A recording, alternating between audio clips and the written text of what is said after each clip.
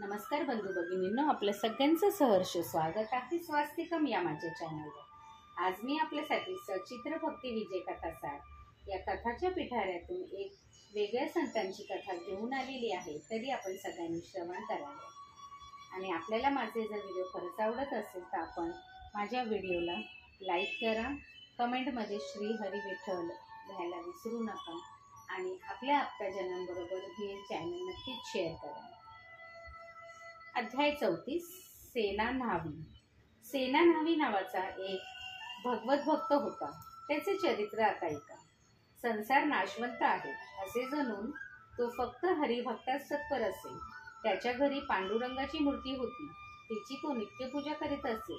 नापीत जातीत त्याचा जन्म झाला आहे, पण त्याबद्दल खंत न करता तो विष्णुपूजन करून यथाशक्ती संसारधंदा करीत असे व सर्वदा हरीला शरण जात असे। कोणत्याही जाती मनुष्य जन्मेलेला असो, त्याची पूर्वकर्मे कशीही असो, तो सर्व भावाने हरीला शरण गेला तर हरी त्याला आपला म्हणून उद्धारतो हे त्याला उमजले होते। एकदा सेना घरच्या मूर्तीसमोर पूजा करण्यासाठी बसला असता राजाकडून दूत आला व म्हणाला, तुला राजेसाहेबांनी तत्काळ बोलवलं आहे। सेनाची पत्नी त्याला म्हणाली, राजेसाहेबांनी जाऊन सांग की हे घरात नाही।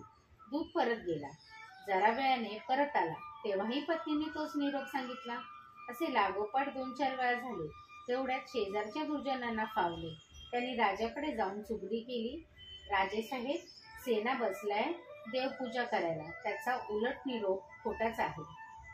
राजा संतापला। राजा मुसलमान होता, त्याच्या मनात आधीच हिंदूंविषयी द्वेष होता। राजा रागाने बेफाम झाला। त्याने नोकरांना आज्ञा केली, जा रे, त्या न्हाव्याला बांधून त्याची गाठडी वळा आणि नदीत फेकून द्या।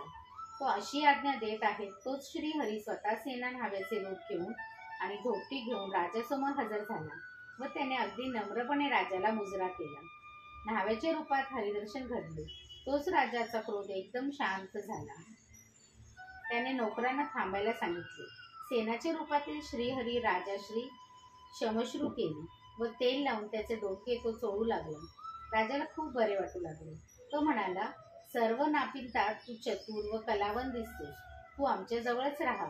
त्यावर श्रीहरी म्हणाला, राजेसाहेब मी सर्व जग व्यापून आहे, मी नाही अशी जागाच नाही, त्यामुळे मी कुठे राहणे कुठे जाणे हे माझ्या हाती नाही। आणि कसब म्हणाला तर मी करून अकर्ता आहे। राजाला काही कळले नाही, पण त्याला त्याची गंमत वाटली। त्याने अभंग स्नानासाठी सर्व तयारी आणवली। रत्नजडित पेला घेऊन सेनाने त्या मोगऱ्याच्या वासाचे तेल घातले व पेला खाली ठेवून तो तेलाने राजाचे अंग मर्दन करू लागला।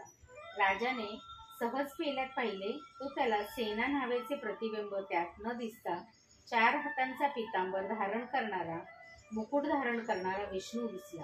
त्याने चमकून वर पाहिले, तो सेना आपल्या काम काय करायचे ते करीतच होता। पुन्हा पेल्यात पाहिले तर तो श्रीहरी, वर पाहिले तर सेना न्हावी। राजाला देहभानच उरले नाही, मन धाऱ्यावर राहिले नाही। दाहिद्र इंद्रिये ध्यानमग्न झाली।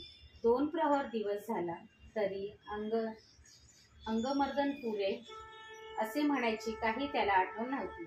मग स्नान तर दूरच, सभाजन हसू लागले। राजाला काहीतरी संचार झाला असेल ते म्हणू लागले।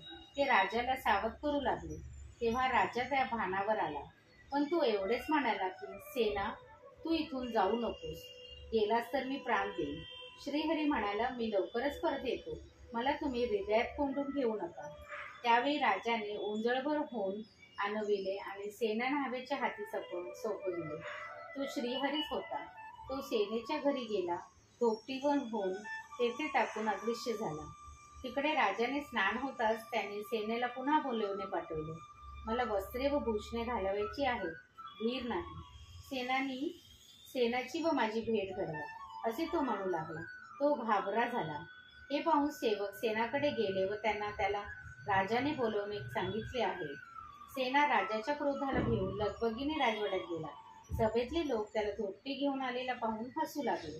राजा म्हणाला, सेना तू मघाशी येऊन माझी शमश्रू केली तेव्हा जे रूप मला दाखविलेस तेच पुन्हा दाखव, मला त्या रूपाचे वेड लागले आहे। राजाने पेल्यात तेल आणून त्यात सेनाचे प्रतिबिंब पाहिले, पण हरीचे रूप काही दिसले नाही। तेव्हा राजा आक्रोश करू लागला. देवाची करुणा भाकू लागला. सेनाला राजाच्या बाबतीत काय घडले असेल त्याची कल्पना येऊन देवाने आपल्यासाठी नापिताचे काम केले. मला दर्शन दिले नाही, पण राजाला दर्शन दिले याचे मोठे नवल वाटले. धोपटीत राजाने दिलेले होऊनही त्याला दिसले. ते त्याने ब्राह्मणच वाटून टाकले. राजाला फारच अनुताप झाला व तो देवाचा भक्त झाला. सेना न्हावी धन्य झाला. विठ्ठल विठ्ठल जय हरी विठ्ठल, विठ्ठल विठ्ठल जय हरी विठ्ठल. श्री विठ्ठल रखमाई कर्णमस्तु. शुभम भवतु, शुभम भवतु, शुभम भवतु.